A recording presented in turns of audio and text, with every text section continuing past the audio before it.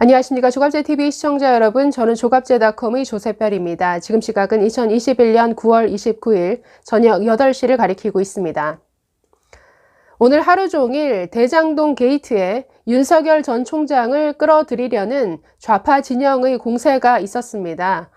한마디로 허위사실 유포였는데 결국 수포로 돌아간 것 같습니다. 왜냐하면 윤석열 캠프 측에서 모든 걸 시원하게 다 공개해버렸습니다. 당시 매매 계약서 그리고 통장 사본까지 다 공개해서 거래 내역을 다 볼 수 있도록 만들어 버렸습니다. 그래서 더 이상 반박이 불가능하도록 이렇게 만들어 놓은 것인데, 자, 오늘 문제가 된 것은 화천대유의 실소유주인 김만배 씨의 누나가 윤석열 전 총장의 부친 그 집을 2019년 4월에 구입했다라는 이 내용입니다. 전혀 문제가 될 게 없죠.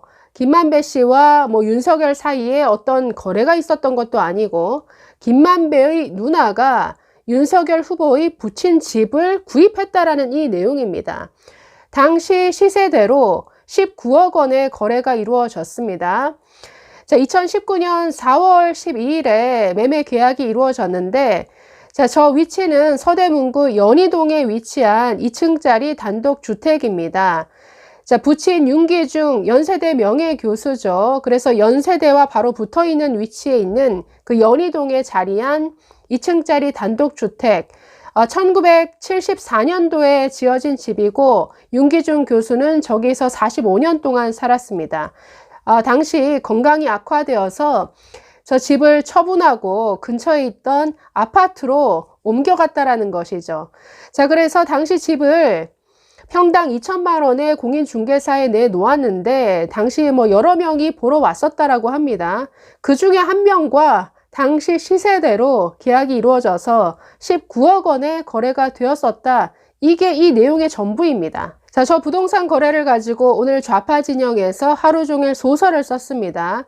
만약에 시세가 10억밖에 안 되는데, 자, 20억이라는 비싼 값의 집을 팔았다라고 한다면, 저기서 10억을 뇌물로 챙겼구나, 이런 문제 제기할 수 있겠죠. 그러나 시세대로 그냥 거래가 이루어졌습니다. 자, 그랬더니 무슨 문제 제기를 또 들고 나오냐면 19억 원이라는 매매 계약서 자체가 나온 계약서다. 그래서 실제로 오고 간 금액은 19억이 아니라 훨씬 더 많은 금액일 것이다. 자, 이런 주장을 들고 나옵니다. 아니, 이런 주장을 할 때는 뭔가 근거가 있어야죠. 그냥 막 던지고 보자는 이런 식입니다. 자, 이에 대해서 윤 총장 측 오늘 시원하게 모든 내역을 다 오픈해 버렸습니다.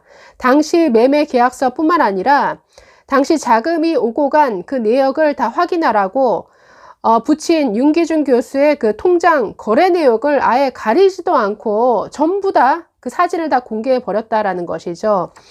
자, 2019년 4월 12일에 매매 계약이 이루어졌는데, 그 전후에 오고 간 계약금, 잔금, 중도금, 이 거래 내역을 다 볼 수 있도록 통장 그 사본까지 다 공개한 겁니다. 한번 사진을 보시면 저렇게 가리지도 않고 다 공개하는 바람에 저기에 월 카드 대금, 부친 간병비, 통신 요금까지 사실 다 공개되어 버리고 말았는데요. 자, 저런 내역을 공개하면서 윤석열 캠프 측 대변인은 이렇게 말했습니다. 연희동 집 매매와 관련된 허위사실 유포에 강력 대응하겠다. 부동산 중개업소를 통한 통상적인 거래로서 매수자의 신상을 알 수 없었다. 부동산 중개업소에 집을 내놓은 후 3명 정도의 매수 의향자가 와서 집을 둘러보았고, 최종적으로 매수 의사를 밝힌 김 씨와 계약을 체결한 것이다. 매매 과정에서 20억 원을 요구했다가 19억 원으로 한 차례 가격을 낮춰줬고, 매수자 김 씨가 1억 원을 더 낮춰달라고 했지만 거절하고 19억 원에 매매한 것이다. 뇌물이라면 가격 협상을 할 이유가 없다라고 했습니다. 자, 그러면서 매수자 김 씨는 연희동에 있는 주택을 매수하기 위해서 윤기중 교수 집 외에도 여러 부동산 물건을 둘러보았고, 그중 가장 조건이 좋은 주택을 선택한 것이다. 화천대유 천화동인을 통해 천문학적 수익을 낸 사람들이 여기저기에서 부동산 쇼핑을 하러 다니다가 수많은 매물 중에 우연히 연희동 주택을 매수한 것 뿐이다 라고 이렇게 지적했습니다. 자, 그러면서 다운계약서 의혹에 대해서도 터무니없다라고 지적하면서 통장거래 내역을 전부 공개한다라고 밝혔습니다. 이 계약서 작성 일자는 2019년 4월 30일로 되어 있지만 실제 계약일은 2019년 4월 12일이다. 계약 체결 과정에서 김 씨가 최초 개인 명의로 사겠다고 했다가 법인 명의로 사겠다고 번복을 하고 다시 개인 명의로 사겠다라고 하는 과정에서 계약서 작성 일자만 늦춰진 것이다 라고 이렇게 설명했습니다. 그러니까 설명이 굉장히 구체적이고 정확하죠. 또 계속 이렇게 말합니다. 2019년 4월 12일경 수표로 계약금 1억 8천만 원을 받아서 4월 15일에 입금을 했다. 중도금은 2019년 5월 10일경 2억 원, 5월 30일에 7억 7천, 6월 3일에 5천만 원을 받았다. 잔금은 2019년 7월 2일경 7억 원을 받았다. 통장상 19억 원이 입금된 것이 명확히 드러나 있다.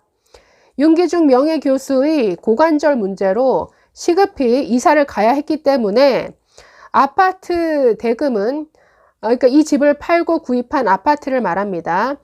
자, 등기일자가 2019년 6월 12일인데요. 이 아파트 대금은 연희동 집을 판 계약금과 중도금으로 지급했고 자금원에 의문의 소지가 없다.